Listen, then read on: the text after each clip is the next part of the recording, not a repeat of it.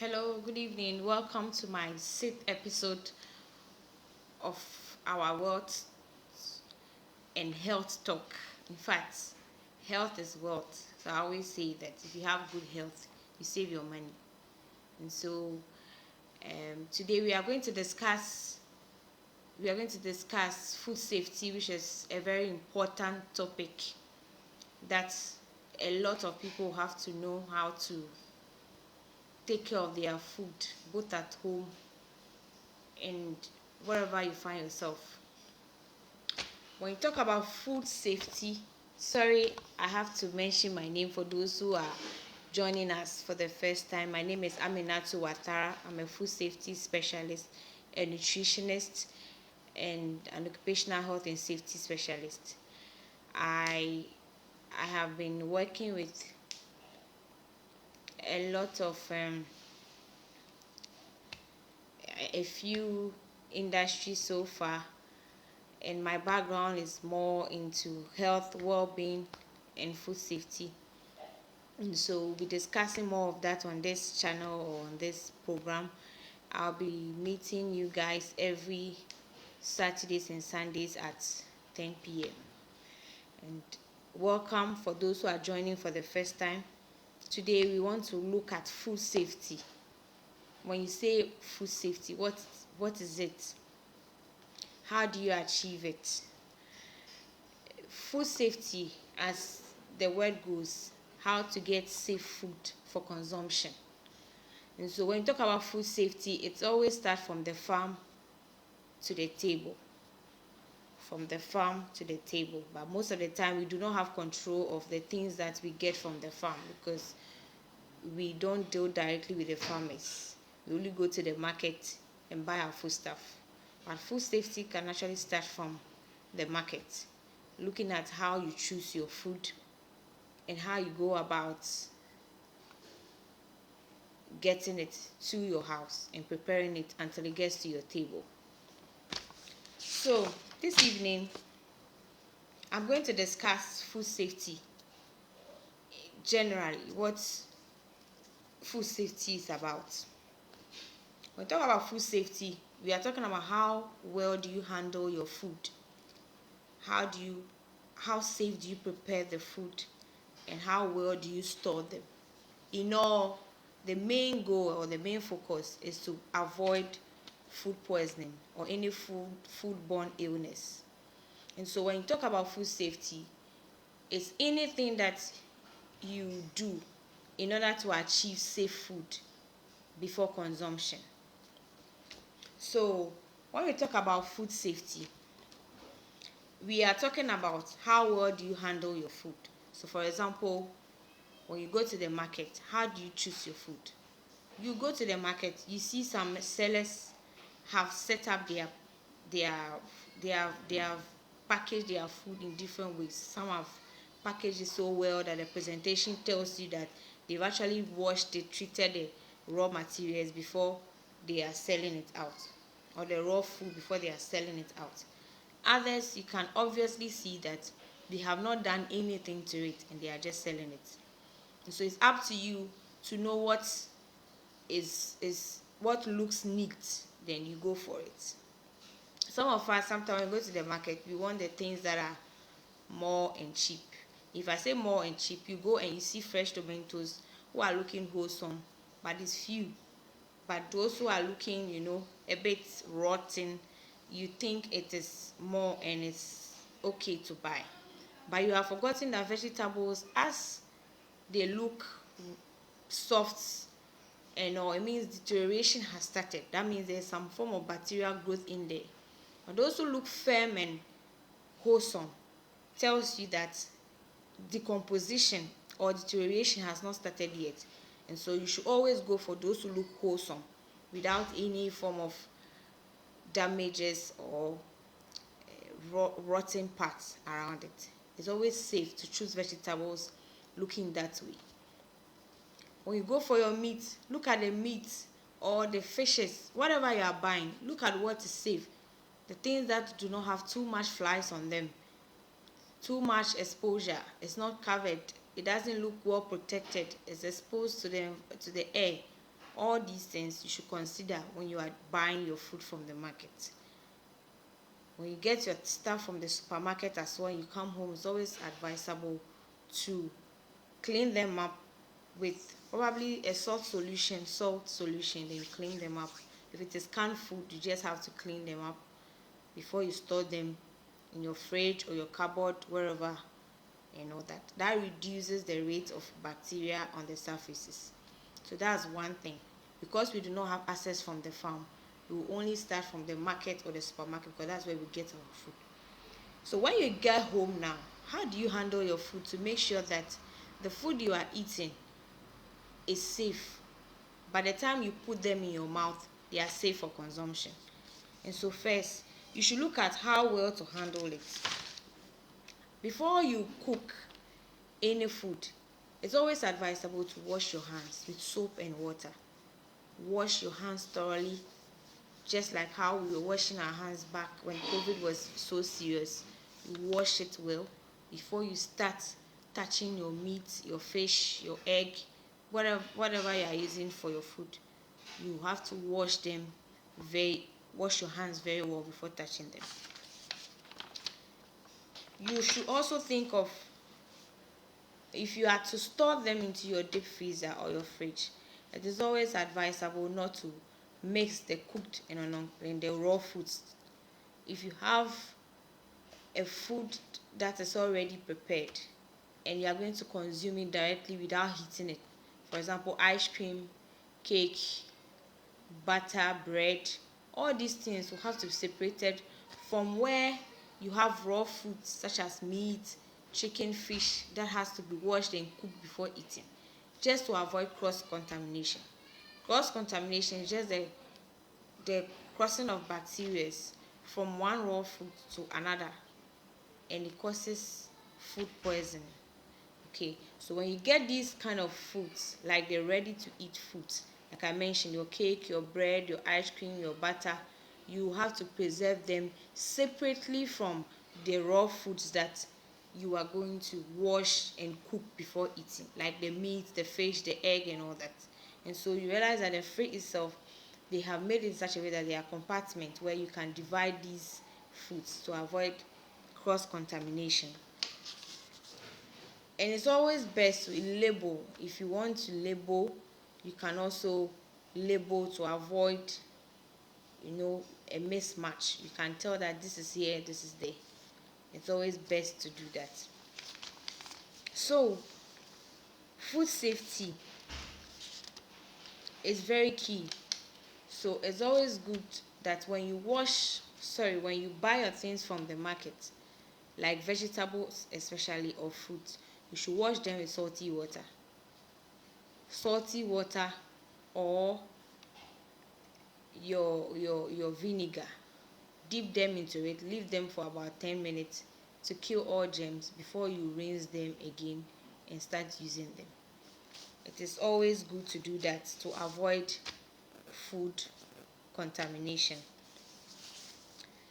Another thing you should also consider is to look at your environment, the things you use for cooking, your utensils. You should make sure they are well washed. Those who have corners, like the food processors, you should have time to dismantle them and remove all the particles hiding in the corners, and wash them properly, and then keep them open and dried before you stack them wherever you've been stacking your utensils. You should also look at your surfaces where you wash your meat, your fish, the table you put them on. After doing all of that, you should have a chemical, and mostly it's advisable to use chemicals that are food friendly. You should have a chemical to clean the table even before you put the food on it to cook, to cut and all. You should clean it, and after using the plate you should also clean it. That way it helps you prevent food contamination. Another thing you should also be paying attention of is your chopping board. Your chopping board is mostly advisable to use the plastic chopping board for your meat, for your meat, and use the wooden one for your vegetables, just because the meat is always ready to rot as soon as it's decomposing. It's ready to, after a certain while, if there are meat particles in between the wooden chopping board, it start decomposing. So you wouldn't know or see how to see the particles and clean them properly. But with the plastic chopping board, as soon as you cut meat on it, you can tell that there's some flesh left over, so I have to clean it. So it's always good to use the plastic chopping board for meat product or fish product, and use vegetables and fruits on the wooden chopping board. That way it helps you to wash them properly. The next thing, you should also think of how to store your food, the food storage. So when you are dealing with storage of your food, like I said earlier, you should have a freezer or deep freezer that you can segregate. Segregation means separate. You put the meat, fishes, and all the raw food somewhere. You put the ready to eat food somewhere. They should all have a different compartment. Do not mix them together, whereby you are looking for ice cream, it's mixed with the meat, it's mixed with the fish. There's cross contamination, because when you are taking your ice cream, you are not heating it before eating. You wouldn't heat it. Okay, so you are taking it directly. So if it is contaminated, you are taking all the germs inside. But with the meat, the chicken, you are going to wash, cook it on fire. So by the time it gets to your stomach, it's safe. So you need to separate them. The compartment for fresh foods or raw foods should be different from the compartment of ready to eat foods. So we will also look at how do you handle cereals. It's always good to let your cereals dry. They should be well dried and airtight, so that you wouldn't create an environment where bacteria can grow. Bacteria will survive better when the environment is wet.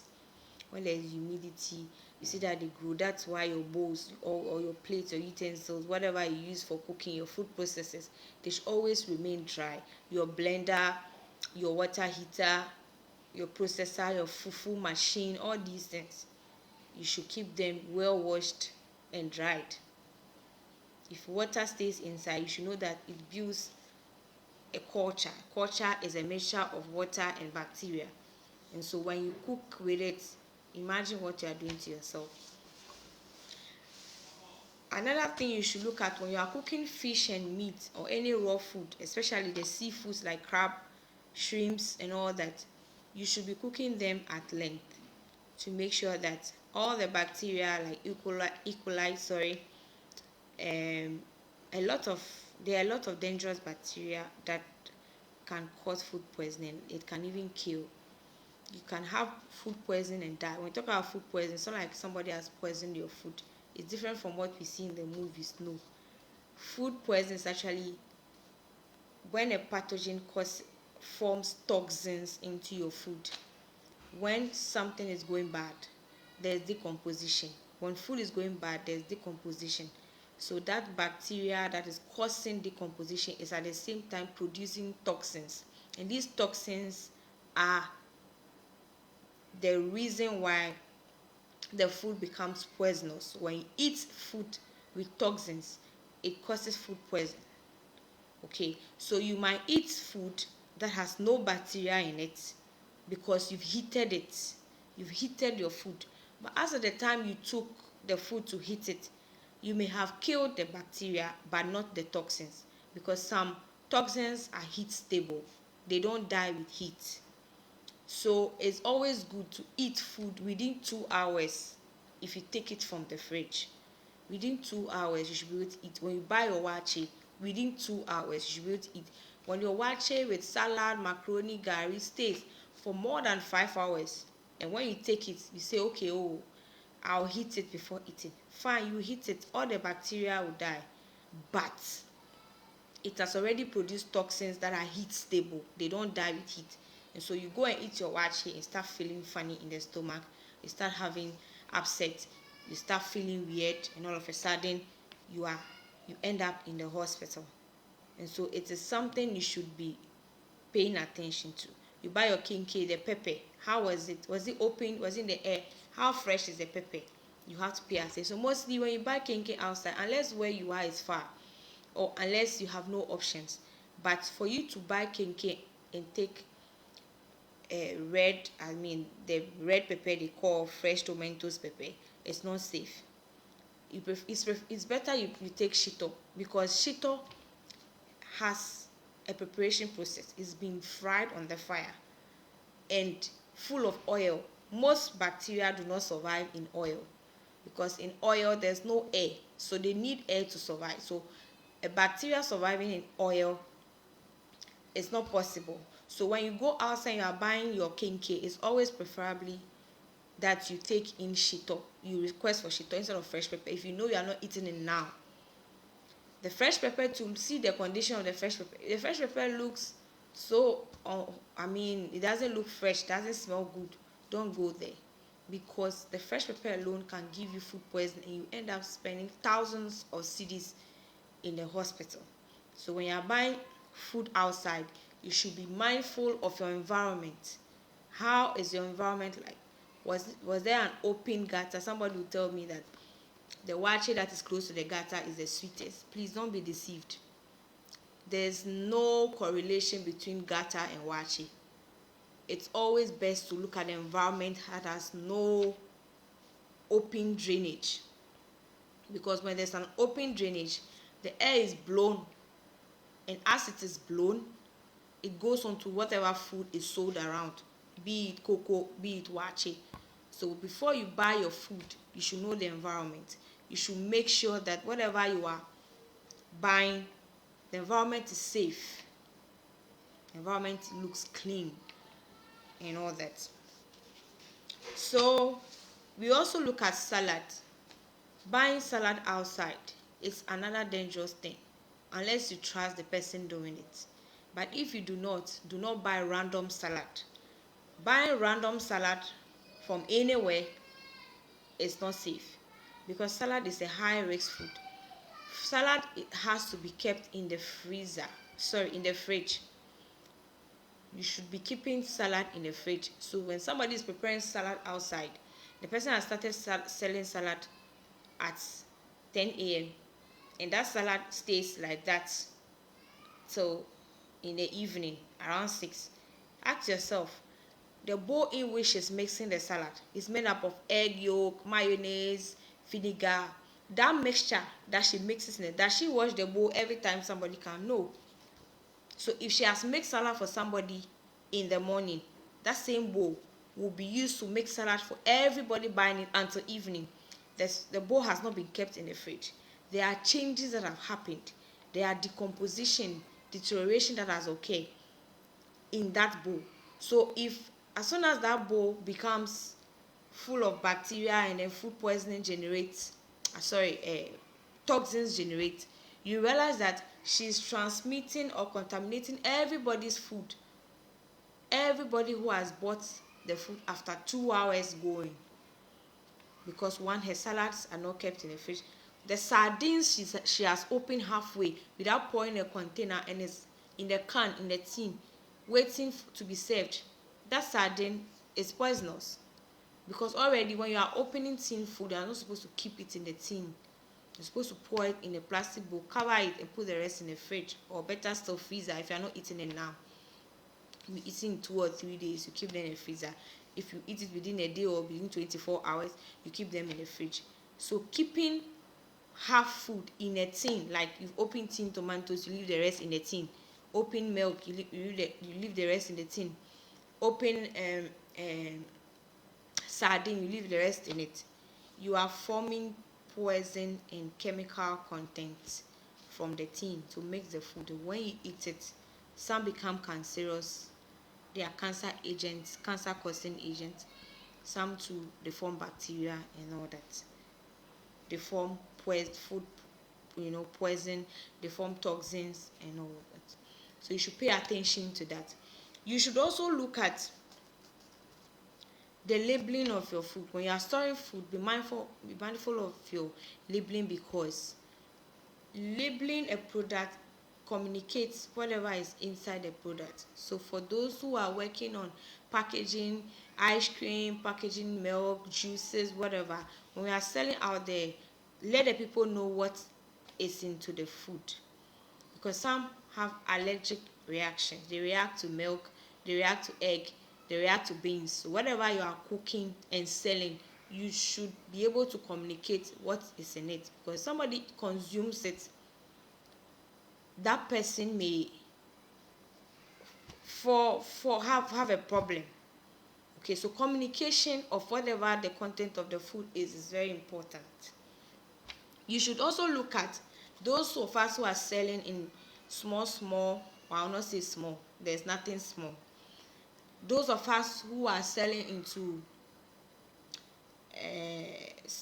have mini companies or mini food joints selling around your cooking area. When you are preparing your food and all that, you should be able to label your cleaning items.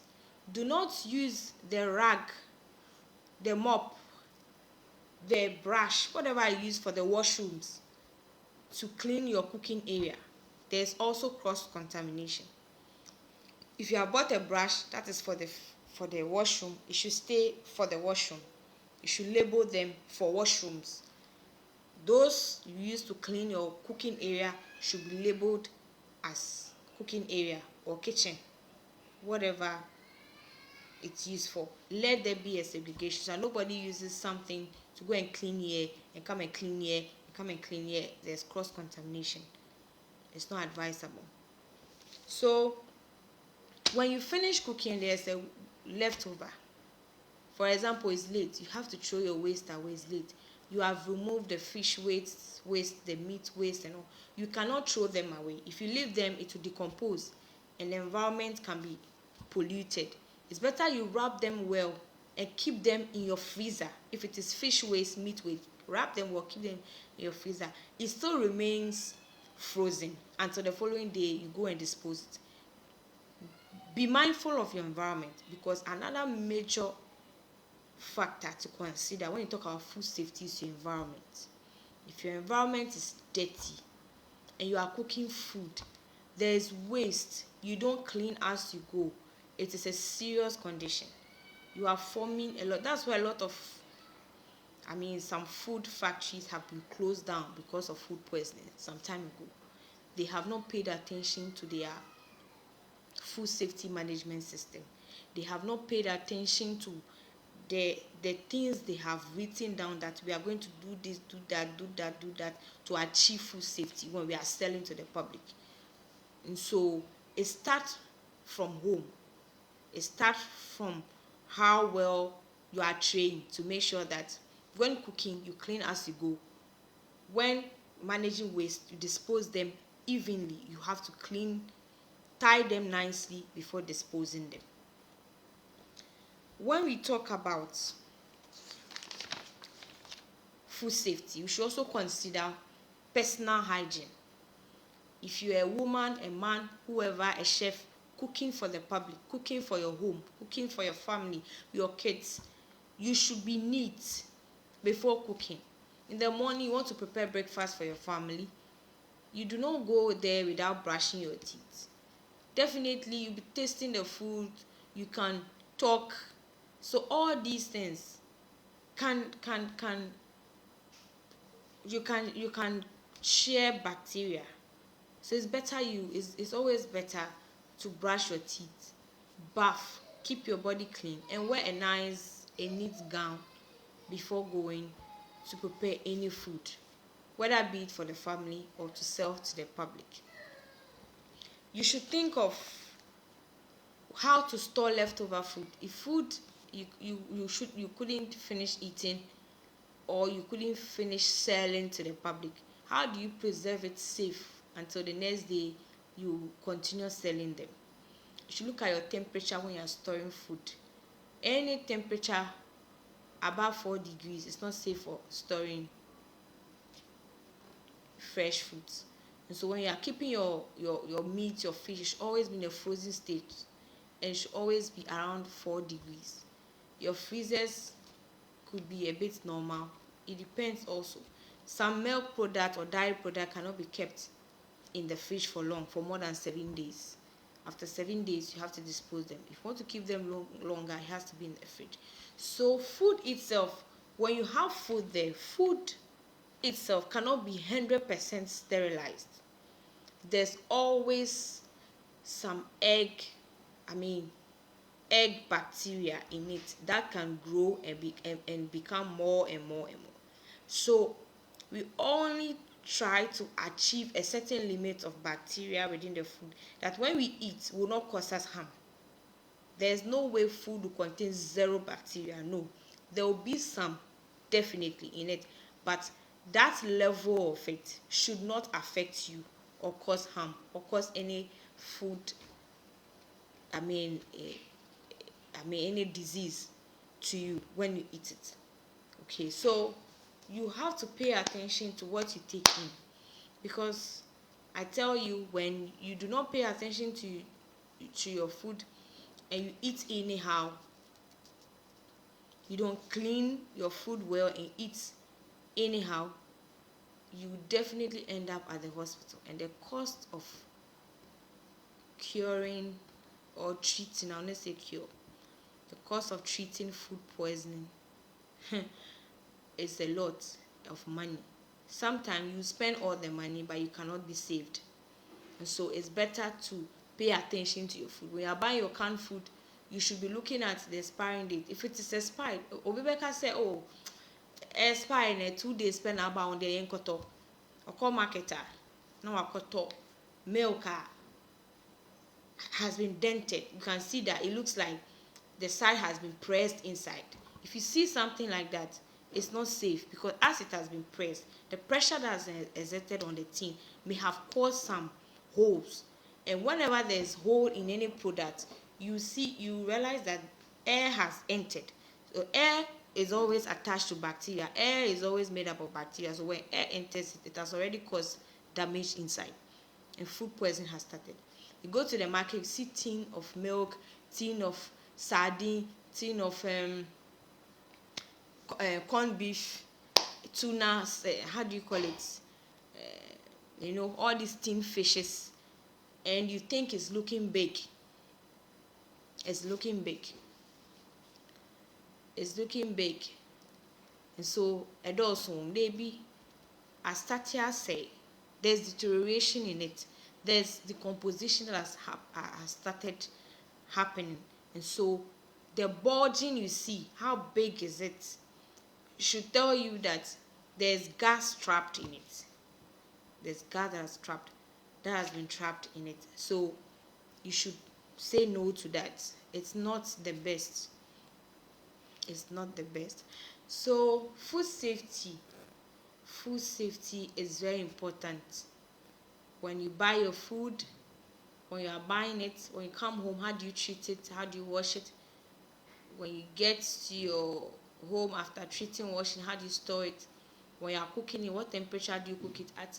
Do you just put meat on fire within 10 minutes, you have removed it, or you cook it at length so that all the bacteria and the germs is taken out? You should be choosing food grade chemicals to wash your bowls and all that are friendly. Friendly in the sense that when you eat it does not cause harm, it can be biodegradable. Most of the time I advise that we should use bicarbonate, the white potash. Okay, it's always good to use that to clean your surface, because it disinfects but it's also friendly. There are other friendly food products that you can use to clean your surface and wash, that when you use them it doesn't cause any further harm to you. So I am happy to have touched on food safety. Tomorrow, God willing, I'll come back and talk more about it, and then give more examples touch on some other areas I couldn't touch today. I believe that a few things I have said to you will help when you are trying to achieve food safety.